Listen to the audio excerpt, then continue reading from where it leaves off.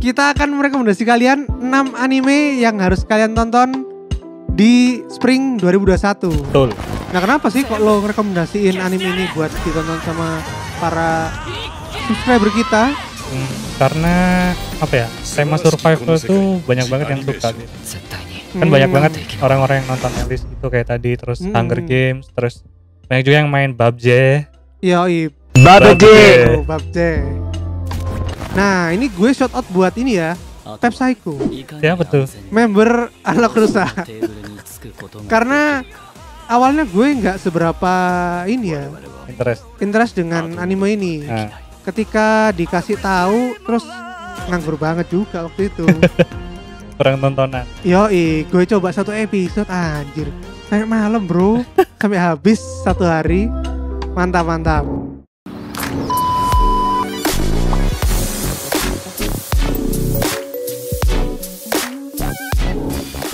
Kembali lagi ke channel Anak Rusak, channel yang sangat mendukung dengan adanya perwibuan di Indonesia dan juga alam semesta. Kembali lagi ke konten perwibuan duniawi. Aku harus menghirup perwibuan dulu. Nggak kenal saya. Bersama saya Aryo dan saya Saitama. Kita akhirnya berada di 1 frame ya Pras. Ini momen bersejarah coy. Benar. Anak Rusa udah mau 1 tahun. Baru kali ini kita dalam 1 frame. Aduh. Disahkan oleh jarak. Ya bro. Kalau di Surabaya jarak daerah yang gak boleh dikunjungi anak kecil. Oh iya bener juga ya. Dulu, sekarang gak apa-apa. Sekarang udah jadi pusat ini bro, Islamic Center bro. Benar. Nah langsung aja, hari ini kita membahas konten yang sudah di request oleh teman-teman kita. Bang, kapan bang ada kasih wibu? Ternyata banyak juga ya perwibuan yang menonton konten-konten kita, Bras. Benar. Kalau kemarin kita tentang manga, sekarang kita tentang anime. Yoi, anime. Oke. Kita akan merekomendasi kalian 6 anime yang harus kalian tonton di Spring 2021. Betul. Berapa hari lagi tuh, Pras? April ya? Mingguan lagi lah. Yoi, sekitar seminggu sampai 10 harian lah ya. Langsung aja Pras, dari lo apa aja nih anime-anime yang harus ditonton di Spring 2021? Yang pertama yaitu Subarashi Konosekai The Animation. Nah, itu rasanya gue ini deh, familiar deh. Nah iya, emang dulu itu dia ini diangkat dari video game zaman dulu. Dari game di NDS, Nintendo DS. Terus sempat juga muncul sebagai sebuah dunia di Kingdom Hearts 3D yang di 3DS.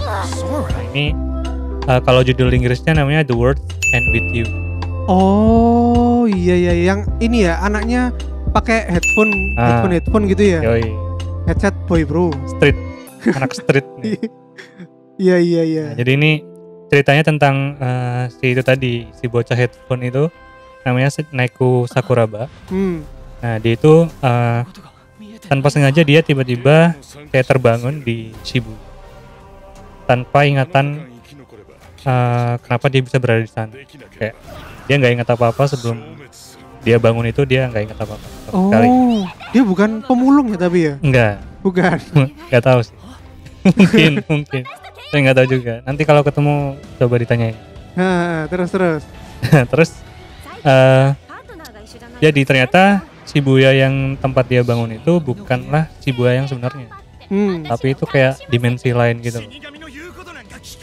Terus jadi dia kayak di situ disuruh ikut sebuah game dari para Grim Reaper. Nah, jadi dia mau nggak mau harus ikutan game itu, kalau enggak dia bakalan mati. Oh, kayak ini berarti ya. Salah satu serial Netflix yang barusan keluar kemarin, Alice No Borderland. Oh iya, kalau iya, kurang lebih ya game-game gitu sih kayak Alice, tapi gamenya ini dia disuruh kayak ngelawan monster. Kalau Alice kan kayak ngelawan sesama player kan. Oh, I see. Nah kenapa sih kok lo rekomendasiin anime ini buat ditonton sama para subscriber kita? Karena apa ya, tema survival tuh banyak banget yang suka biasanya. Kan banyak banget orang-orang yang nonton Alice itu kayak tadi, terus Hunger Games, terus banyak juga yang main PUBG. Iya, PUBG. PUBG. Kita tidak punya game lain, cuma punya PUBG. Ya terus karena survival itu seru, terus ini juga dari game yang dulu pernah gue mainin waktu SMP kayaknya, SMP SMA. Ya, pokoknya waktu itulah. Terus gamenya juga lumayan seru. Kalau kalian mau main, ini juga bakalan rilis di Switch juga sih. Kayak apa ya? Remaster. Terus kayaknya ada tambahan cerita dikit. Yoi, kapan lagi bisa menarik uang, memilking uang dari para wibu-wibu dengan konten lama. Yoi. Pokoknya kalian harus cobalah nonton ini. Seru. Oke, sip. Next, anime apa tuh, Pras? Next yang kedua itu ada Shaman King, coy. Shaman King di remake Di remake. Ya, kayak Hunter x Hunter kemarin ya, guys. Jadi ini sebuah masterpiece ya, Pras ya. Benar. Shaman King bercerita tentang Yoh Asakura, seorang apa ya? Shaman. Shaman itu adalah orang yang dapat menjembatani antara dua dunia. Dunia manusia sama dunia roh. Ini berarti bro, dukun. Dukun, iya bener dukun. Yoi, dukun. Banyak yang suka pelet-pelet tuh. Anak-anak Jakarta pasti suka pelet tuh, aku tahu. Pelet dan susuk. Ya. Yoi. Jadi ceritanya si Yoh ini kan shaman tuh. Terus di dunia itu ada kayak pemilihan raja shaman gitu. Raja dukun. Jadi ya battle kekuatan dukun ya. Yoi. Waduh, harusnya ada orang Banyuwangi yang ikut sih, tapi nggak tahu lagi. Yoi, bawa ini bro, pelet apa itu? Jajar genjang. Jaran goyang. Jajar genjang tur. Nah, sebenarnya dulu udah pernah ada animenya, cuman karena dia apa ya, mangganya belum selesai dari animenya, jadinya animenya kayak bikin ending orisinil gitu loh. Dan itu agak kacrut. Yoi. Ini favorit gue di sini tuh Dr. House bro. Yang ini sama siapa? Elisa. Yoi, mantap tuh. Tapi nanti aja kita lihat sepak terjangnya di Shaman King. Yoi, Shaman King remake. Yoi, ini buat yang generasi wibu-wibu era milenial nih mungkin yang baru tahu Shaman King. Kalau kita kan anak 90-an sudah melihat Shaman King di Antv ya bro dulu. Mantap, lagunya bahasa Indonesia cuy. Yoi, mantap. Lanjut, anime ketiga ada apa tuh? Oke, yang ketiga itu ada SSSS Dynazenon. Apa nih? Kok kayak mecha gitu, Pras? Yoi, ini robot sih, robot mecha. Bukan mecha-meki ya. Loh, mecha. Nah, ini kalau kalian nonton sebelumnya ada SSSS Gridman, itu dia masih satu universe sama Dynazenon. Jadi tentang mecha gitu. Kalau di Gridman kan apa ya? Ya mecha juga. Ya? Ultraman lah. Ya. Ultraman coy. Mirip sih sebenarnya. Juga mecha juga. Jadi kayaknya sih ceritanya juga agak mirip. Jadi kayak apa ya? Ada sekelompok orang yang bisa menggunakan kekuatannya si Dynazenon ini. Kalau di Gridman kan si Gridman ini kayak superhero-nya yang mechanya itu. Nah di sini juga kayaknya si Dynazenon itu terus ya biasalah ngelawan monster-monster sama kaiju gitu. Oh, ini yang bikin Studio Trigger ya? Nah ya, salah satu yang bikin penasaran adalah ini buatannya Trigger, karena Trigger itu produknya bagus-bagus kayak apa Kill la Kill, Gurren Lagann, terus Promare, itu seru-seru gitu loh. Apa animasi battle-nya itu keren, bikin pusing sih tapi keren. Iya. Oke, mantap. Nah kalau kalian penasaran apa sih SSSS, nah itu Super Samurai Cyber Squad. Itu dulu kan Gridman ya awalnya. Gridman itu dulu juga itu kan awalnya dari Tokusatsu tuh. Itu dulu pernah diadaptasi sama Amerika.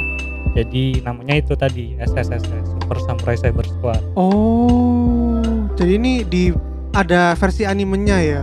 Ya, yang Pickers, ya. reinterpretasi ulang sama studio Trigger. Mantap. Waduh, nggak sabar tuh.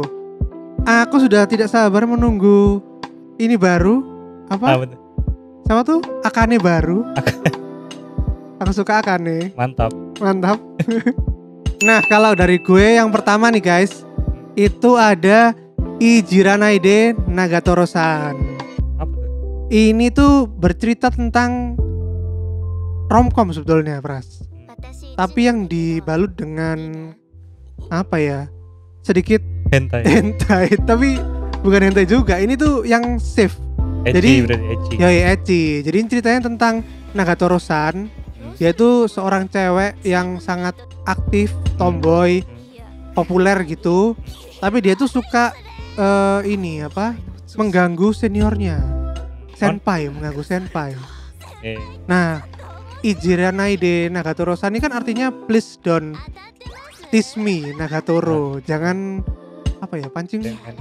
jangan ganggu aku gitu. Tapi entah kenapa bahasa Inggrisnya malah menjadi don't bully me, bro. Jangan usilin kan.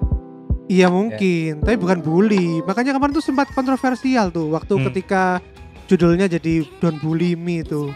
Dikiranya tentang anime perbulian, bro. Kirain ini anime tentang perjajanan. Kenapa tuh kok perjajanan? Nagasari-san. Astaga, iya. Orang Jawa Barat pasti kan relate tuh Nagasari. Gak tahu pasti. Nih loh, gue tunjukin bentuknya kayak gini nih. Nah, Nagatoro-san ini tuh sebetulnya bisa dikatakan itu tipenya sebagai cewek sadodere. Apa tuh? Sadodere? Biasanya kan dayandere, sundere. Nah, kalau yang ini tuh dia tuh orangnya itu aktif, terus vokal, tapi dia juga tuh sadis. Dia sadis. Tapi sebetulnya dia tuh orangnya baik. Gitu. Itu namanya sadodere. Fetisnya aja ya sadis. Yoi, sadis. Dia suka mengusilin, menyiksa senpainya. Jadi kalau kalian yang suka sama anime season lalu itu namanya Uzaki-chan Asobitai, yang season kemarin tuh yang tentang cewek besar banget tuh. Sugoi Dekai. Apa yang besar? Adalah di ini nih, di gambar ini. Besar lah ya. Tekadnya besar. Oh, tekadnya besar. Nah, jadi jangan lupa tonton anime ini ya, karena yang bikin ini adalah mangaka hentai terkenal, bro. Oh iya. Namanya Nanashi 774. Nanashi, ya. Yeah. Yoi, 774. Dia itu sangat terkenal dengan komik-komik hentainya, bro. Tapi ini nggak hentai, tenang. Aman untuk anak-anak Anda. Oke, next. Yang kedua dari gue adalah Yukoku no Moriarty Part 2. Nah, ini bagi yang kalian sudah tahu atau yang bagi belum tahu juga, ceritanya adalah tentang cerita klasik ya, perlawanan Sherlock Holmes melawan dengan Moriarty. Nah, tapi sekarang ini part 2-nya, guys. Kalau kemarin itu kita belajar bahwa sejarah-sejarah kenapa sih kok bisa terbentuk seorang Moriarty, bro. Profesor terkenal tapi ternyata dia itu adalah seorang criminal consultant. Waduh.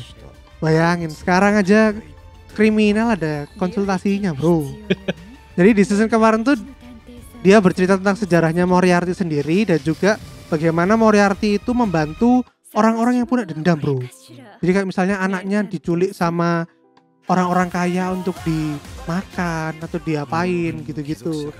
Nah, ini di season ini tuh kita akan melihat sepak terjang Moriarty melawan Sherlock, bro. Karena di akhir season dia ketemu Sherlock. Langsung konflik. Yoi. Nah, ini gue shout out buat ini ya, Pep Psycho. Siapa tuh? Member Anak Rusak.